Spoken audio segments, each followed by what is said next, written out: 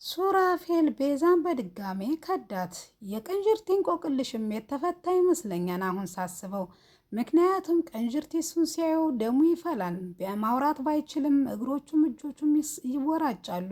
ቅንጅርቲ እነ ቤዛ ቤት በኖረበት ጊዜ መቀመጥና ማረፍ ስላልቻለ ወደነ ሳሚ ቤት እንዲመለስ ተደርጓል። ምክንያቱም እሱም ባየው ቁጥር እልክና ንዴት ነበር የሚሰማው። በዚህም የተነሳ ነበረ ሳሚ ወደዛ እንዲመለስ የተደረገው። ሱራፌል ግን ሁሉንም ከርቷቸዋል። ምክንያቱም እንዲያምኑትና እሱ ደህና ሰው መስሎ እነትጅን ታስቆጠቆረ በኋላ መልሶ ግን እሷን ሳይሆን ገንዘቧን እንደሚፈልግ ዛሬ በልዑል አረጋግጠናል። አሰላሙ አሌይኩም ወራህመቱላሂ ወበረካቱ። ውድና የተከበራችሁ የፍቅር ጎጆ ቤተሰቦች እንዴት ውላችኋል? እንዴት ሳድራችኋል? ሁላችሁንም በያላችሁበት ሰላም ሰላም ብያለሁ። በየዓለም ድርቻ ሰላማችሁ ብዝት ይበልልኝ። ዛሬ ይዤላችሁ የመጣሁት ቤዛን ድራማ ነው። እነሆ ባለፈው ክፍል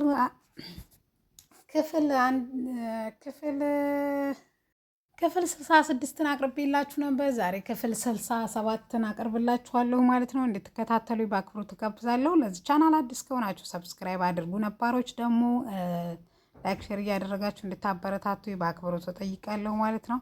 ባለፈው ሳምንት እንግዲህ እንደምናስታውሰው የቤዛ ድራማ የተጠናቀቀበት ሱራፌል ወደ ቤት እሳት ለብሶና እሳት ጎርሶ ነበረ እየሮጠ የነበረው። ምክንያቱም ሁሉንም ነገር ሉላ እንደሆነች ቤዛ እንዳልሆነች ቲጂ ነግረው ነበረ።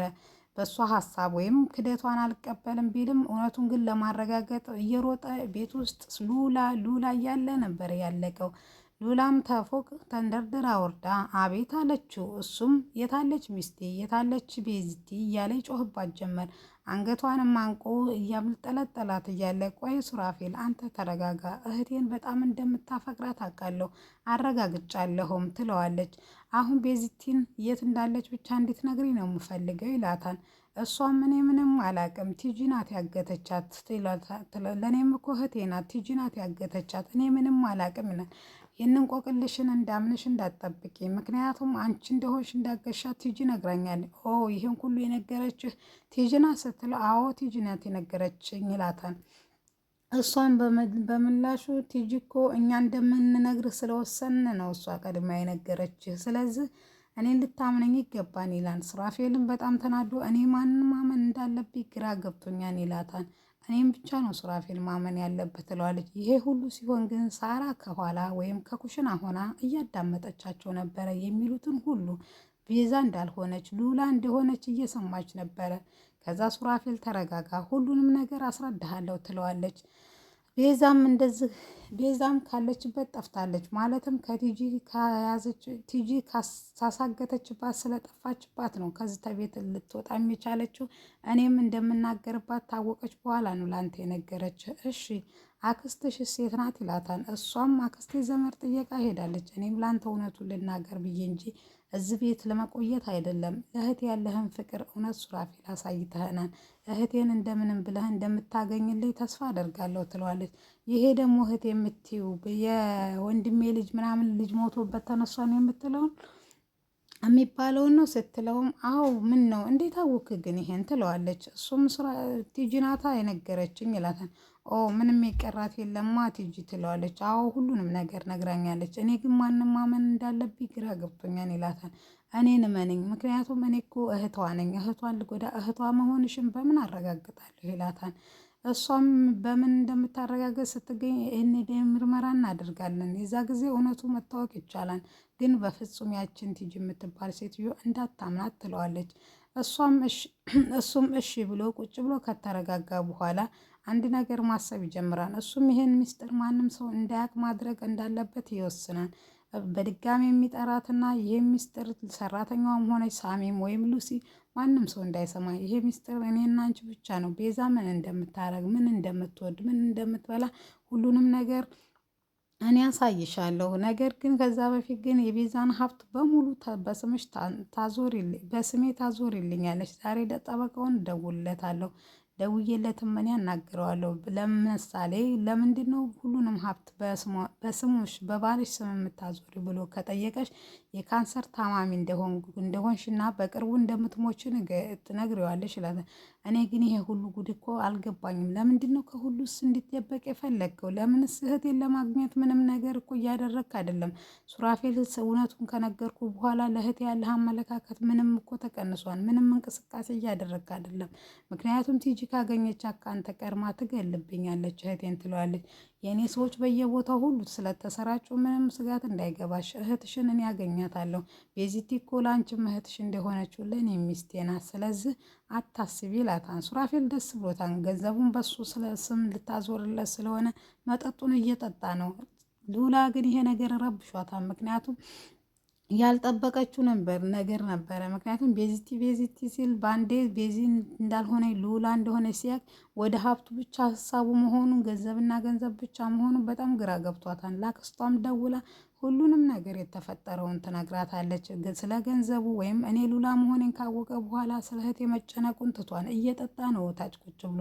እኔ ግራ ገብቶኛል። እውነቴን ነው እናቴ፣ እውነቴን ነው አክስቴ፣ በመናገሬ ትንሽ የፈጠንኩ መሰለኝ ወይም የተሳሳኩ መሰለኝ ትላታለች። እና ሱራፌል አሁን ስለ እሷ ምንም እያሰብ አይደለም ነው የምትይ ስላትም አዎ ምንም እያሰብ አይደለም። እንደውም ስለ አክስትሽ እንሰብ፣ እኔ አክስቴ መታከምና እህቴ ማግኘት አለብኝ ስለው አክስትሽን እናሳክማታለን፣ አክስትሽም ትድናለች። ነገር ግን አንቺ ማንም ሰው እንዳትናገሪ ሚስጥር አድርጊው ይላታል።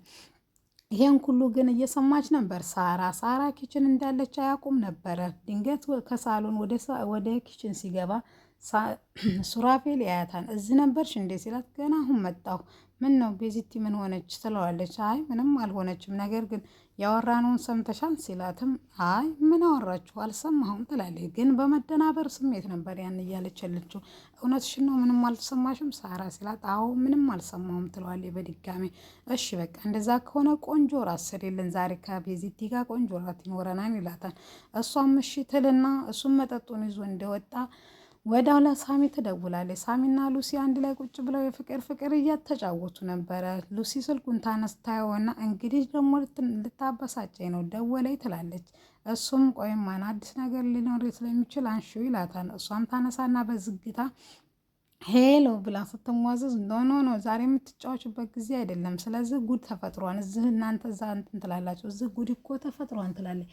እሷ ምን እንደተፈጠረ ቶሎ ሳሚ ስልኩን ይቀበላትና የሆነውን ሁሉ ትነግረዋለች። ለማመን በጣም ይከብድ ነበር፣ እኔንም እንደዚህ ነው የከበደኝ ትለዋለች። ሳሚም ይሄ ሁሉ ጉድ ታዲያ እንዴት ነው እና ሱራፌል ለምን አልደወለልኝም ሲላትም ሱራፌልም ለቤዛ ወይም ለሉላ ያላትን ሁሉ ትነግረዋለች። ገንዘቡን በስሙ ሁሉንም እንድታዞርለት ቤቱ ሳይቀር ድርጅቱ፣ ሆቴሉ፣ ሱፐርማርኬቱ ሁሉንም በባሏ ስም እንድታዞር እንደነገራት ትነግረዋለች።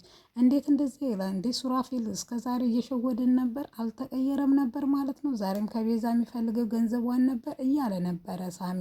አዎ እንደዛ ቢሆን ነው እንግዲህ፣ ምክንያቱም እኔ ራሱ የቸኮልን ይመስለኛል ሳሚ፣ እኛ የቸኮልን ይመስለኛል ሱራፌልን ስናምነው።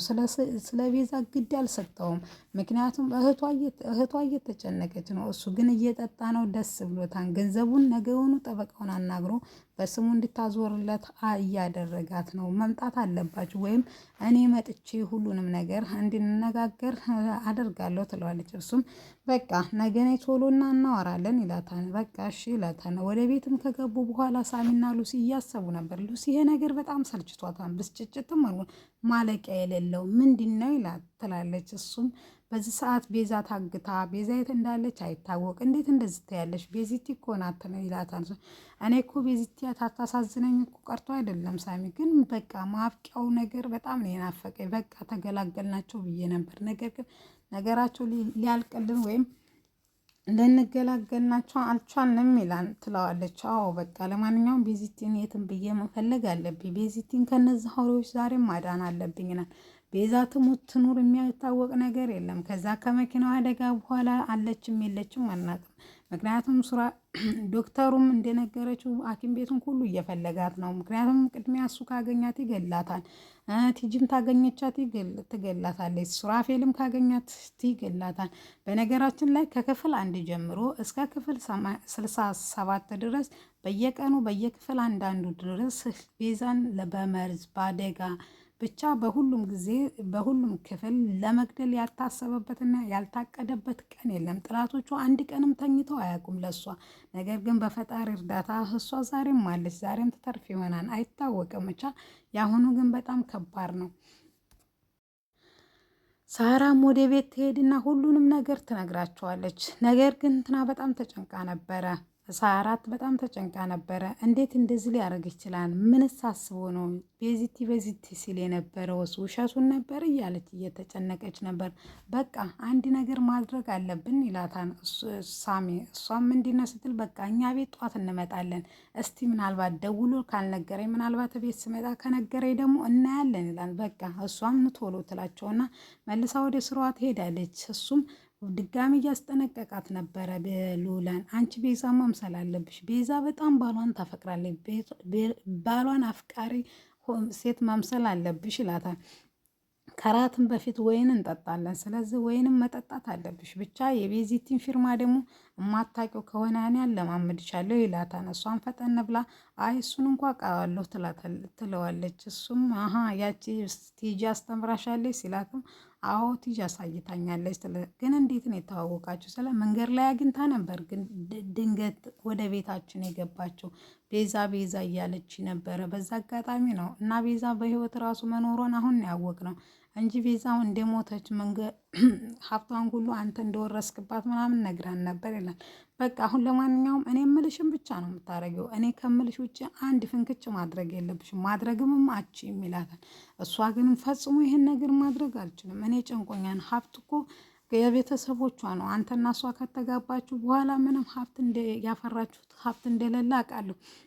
እና ምን ልታረጊ ነው ሲላትም እና ማን ሀብቱ አይገባህም፣ የቤተሰቦቿ እስከሆነ ድረስ ወይም ሼር ነው ልታደርጉ ኖ፣ ይሄን ለእኛ ተይው። ቤዚቲንም አገኛታለሁ፣ ቤዚቲንም አግኝቻት አብረን እንኖራለን፣ አክስትሽም ትታከማለች ይላታል። እና የቲጂ ኩላሊት ማለት ማች አድርጓን እንዴ ካክስትሽ ጋር ሲላት አዎ ማች አድርጓን ይላል። እና ትሰጥሻል የምትሰጠን ግን አይመስለኝም ትለዋለች። አሁን ቲጂ እንኳን ኩላሊቷን ነፍሷንም ገንዘብ ታሳይሻት ትሰጣለች። ስለዚህ ለገንዘብ ብላ ነው ቲጂ ሁሉንም ነገር የምታደርገው። ስለዚህ ትሰጠናለች እንዳታስብ ይላል። እሷ ግን ምንም ሰላም አልሰጣትም ነበረ። ወይኔ ቀዳ መስሎ ለእሷ ኮካ ለሱ ወይኑን ቀርቶ ክፍላቸው ልክ ቤዛና እሱ እንደሚያሳልፉት ይዞ ወጣል። ሳራ ግን ሁሉንም ነገር አውቃለች። ነገር ግን እንዳላወቀች ነበር እያስመሰለች ያለችው። እሺ ብሎ እዛ እኔ እኮ መጠጣት አልችልም ወይን ስትለው አውቃለሁ እባክሽ እርጉዝ እንደሆንሽ ቲጂ ነግራኛለች። ለዛም ነው ሰራተኛዋ ሳትነቃ እኔ እኮ ላንቺ ቀድቼ ለራሴ ወይን ያመጣሁት ይላል። እሷ ግን ምንም የመጠጣት ፍላጎት አልነበራትም። በቃ እኔ እንግዳ ክፍል ገብቼ ልተኛት። አይ እራት መብላት ስላለብን ነይ እንውረድ ይላታን። የፍቅር እራት ነው ዛሬ የምንበላው፣ ምንም ማንም ሰው እንዲነቃብን አልፈልግም ይላታን። እሷም በቃ ምንም አማራጭ ስላለብላት እሺ ብላ ሉላ ትወርዳለች።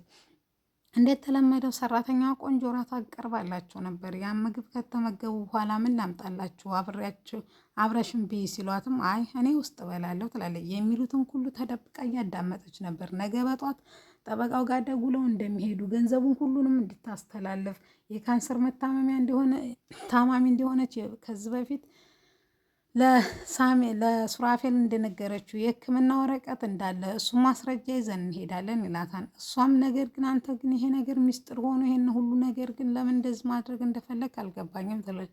እሱን አይመለከትሽም ይላታል። እሷም ግራ ገብቷት በቃ ልሄድ ብላ ወደ ክፍሏ ለመኝታ ትሄዳለች። ነገር ግን እንግዳ ክፍል ነበር የሄደችው። እሱ ግን ነው እዛም ክፍል አተኝም፣ ከኔ ጋር ነው የምተኙም፣ ፍራሽ አመጣልሻለሁ እዚህ ትተኛለች። በፍጹም ባሏን ወዳጅና አፍቃሪ መሆን አለብች፣ ምክንያቱም ቤዚቲ ባሏን ወዳጅና አፍቃሪ ስለነበረች ይላታል። እሷም የምታደርገው ስላጣች እሺ ብላ እንዳላት ታደርጋለች። ክፍሉ ፍራሽ ላይ ታድራለች። በጧት ተነስቶ መጠጥ እየጠጣ ነበር። በጣም ተደስቶም ነበረ። እሷም ከክፍል ገና አልወጣችም ነበር። ሳሚና ሉሲ በጧት ወደ ቤታቸው መጡ። እየጠጣ ነበር። ወዳጅ ምን ነው በጧት መጠጥ ብሎ ሲለውም እንዴ ይህን ቤት አልረሳችሁትም እንዴ ብሎ ሰላምታ ተተቀያየሩ። በኋላ ቁጭ ይላል። ምን እንረሳዋለን ብለህ ነው ወዳጅ እንዴት ይረሳን ይልና ሳራ መታ ሞቅ ያለ ሰላምታ ካቀረበቻላቸው በኋላ ቤዚቲም ወይም ሉላም ተፎቅ ትወርዳለች። ሳርቲ ቤተሰቦችን ወይም ጓደኞችን ተንከባከቢልኝ ትላታለች። እሷም እሺ ትላለች። እና ምግብ ነገር ልስራ ስትልም ሳራዬ ኖ እኛ ምግብ ነገር እንኳን አንፈልግም፣ የሚጠጣ ቡና ብቻ ነው የምንፈልገው ሲል ሱራፌልም ለሳሚ ለምን እንትን መጠጥ ነገር አጠጣም? አይ መጠጡ እንኳ ይቅርብን ቡና ይበቃናል ይላታል። ራስህን ችለህ አውራ፣ ለእኔ ማውራት አይገባህም ትለዋለች። ምን ነው ባልና ሚስት አይደለንም እንዴ? ባልና ሚስት ደግሞ ከአንድ ወንዝ ነው የተቀዳው፣ ስለዚህ አንድ ነን እኮ ይላታል። ገና እኮ አልተጋባንም፣ ስለዚህ ባልና ሚስት አልሆንም ይላታል ትለዋለች ማለት ነው። እሱም ያው ነው ወንዙ ዳር ነን፣ ስለዚህ ልንጋባ ስለሆነ ይሄ ጭቅጭቃችሁ እኮ ነበር በጣም የናፈቀኝ አደል ቤዚቲ ብሎ ቆሞ ሚስቱን የምትወድና የሚጓደዱ መስሎ ጉንጯን ይስባታል። እሷም ጽየፍ እያለች እንግዲህ ውጭ እንውጣኛ ይልና ውጭ ይዞት ይወጣል። ውጭም እንደወጡ እንግዲህ ብዙ ነገር እሱ ቤዚቲ ግን እንደዚህ መቀየሯ ቤዚቲን የድሮ ቤዚቲን ፈልገህ አምጣልኝ እያለው ይለዋል። እሱም በየመካከሉ ምን ነው ዛቻና ጥንቃቄ ስንብት ያረከው ንግግር አለው ይለዋል። አይ እንደዛ አይደለም የድሮዋ ቤዛ ግን ስለናፈቀች ነው ፈገግታዋ፣ ጨዋታዋ ብቻ ምን ብዬ ልንገርህ እንደዛ ነው ይለዋል። እሺ በቃ ወዳጄ እንደዛ ከሆነ አታስብ፣ አሁን የድሮዋ ቤዛ እየተመለሰችልኝ ነው። በጣምም ደስ ብሎኛል ሳሚ፣ የምር አንተንም በማወቅ እኔ በጣም እድለኛ ነኝ። ጥሩ ወዳጄ ነህ። እስከዛሬ ሳላቅ ስላሳደርኩ በጣም ይቅርታ ይለዋል። እሱም ችግር የለውም ይላል። ውጭ እሱን እንደያዘለት ሳራና ሉሲ ደግሞ ሉላን ይጠሯታል። ቤዛ ብለው ነበር የጠሯት። ልክ ኩሽና ስንደርስ ግን ሉላ እንዴት ነሽ ይሏታል። እሷም በጣም ትደነግጥና ምን ትላለች። ምክንያቱም ሉላ እንደሆነች እንደሰማችና ሌሎችም ማንም ሰው እንዳይሰማ ስላላት አያውቁም ብላ ስላሰበች ማለት ነው። ውድና የተከበራችሁ ቤተሰቦች ለዛሬ ይዤላችሁ የመጣሁት ይህን ይመስል ነበረ።